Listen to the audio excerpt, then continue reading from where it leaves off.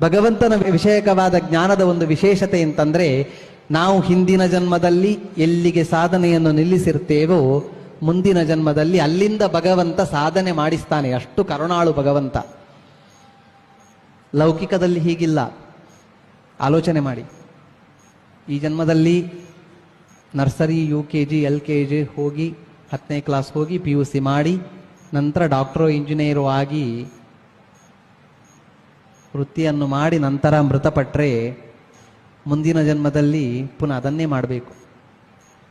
ನಾನು ಹೋದ ಜನ್ಮದಲ್ಲಿ ಪೂರ್ವ ಜನ್ಮದ ಸ್ಮರಣೆ ಇದ್ರು, ನಾನು ಹೋದ ಜನ್ಮದಲ್ಲಿ ಡಾಕ್ಟರ್ ಆಗಿದ್ರೆ ಈ ಜನ್ಮದಲ್ಲಿ ಡೈರೆಕ್ಟ್ ಮದ್ದು ಕೊಡ್ತೇನೆ ಅಂತಂದ್ರೆ ಸಮಾಜ ಒಪ್ಪುವುದಿಲ್ಲ. ಹಾಗಾದ್ರೆ ಭಗವಂತನ ವಿಷಯದಲ್ಲಿ ಹೇಗೆ ಅಂತ ಕೇಳಿದ್ರೆ, ಭಗವಂತನ ವಿಷಯದಲ್ಲಿ ಹಿಂದಿನ ಜನ್ಮದಲ್ಲಿ ಸಾಧನೆಯನ್ನು ಎಲ್ಲಿಗೆ ಜೀವ ನಿಲ್ಲಿಸಿರ್ತಾನೋ ಕರುಣಾಮಯಿಯಾದ ಭಗವಂತ. ಯಾಕೆ ಅಂತಂದ್ರೆ ಕರುಣೆ ಅಂತಲೇ ಹೇಳಬೇಕು. ಪುನಃ ಮೊದಲಿಂದ ಕಲಿ ಈ ಜನ್ಮ